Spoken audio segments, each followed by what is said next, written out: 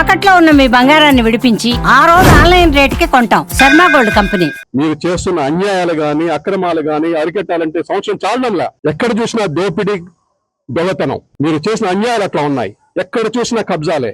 ఏ ఊరికి పోయినా ఆ గ్రామ కంఠంలో కబ్జాలు జరుగుతూ ఉన్నాయి. ఎక్కడ ఏ నదిలో పోయినా ఇసుక తోడేస్తున్నారు.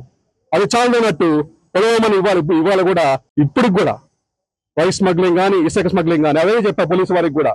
ఎట్టి పరిస్థితుల్లో ఎవరిని ఉపేక్షించడానికి వీల్లేదు. నిస్సందేహంగా ప్రతి ఒక్కరిని లోపల వేయాల్సిందే, కఠినంగా ఉండాల్సిందే. ఇక్కడ బిడ్డల ప్రాణాలు కాపాడుకోవాల్సిన బాధ్యత మనందరి మీద ఉంది. గంజాయి ఎట్టి పరిస్థితుల్లో ఇక్కడ ఉండడానికి వీల్లేదు. గంజాయి వ్యాపారం చేసే ఏ నా కొడుకైనా కూడా పోవాల్సిందే.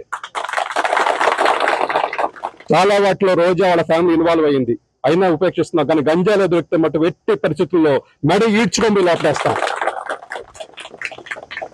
మెడ పట్టుకొని తీసుకెళ్ళి లోపడేస్తాం. మొహమాటం లేదు, వాళ్ళకి ముందే వార్నింగ్ ఇస్తా ఉన్నా. ఊరికే దొంగే దొంగ దొంగ అన్నట్టుగా అరిచేస్తే ఇక్కడ అంత అమాయకులు గాని పిచ్చివారు కానీ ఎవరు లేరు. మీ కథ అందరికీ తెలుసు.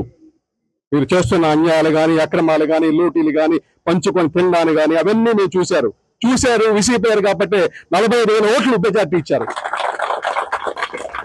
మిమ్మల్ని అసహించుకున్నారు, మీరు వద్దని వేశారు.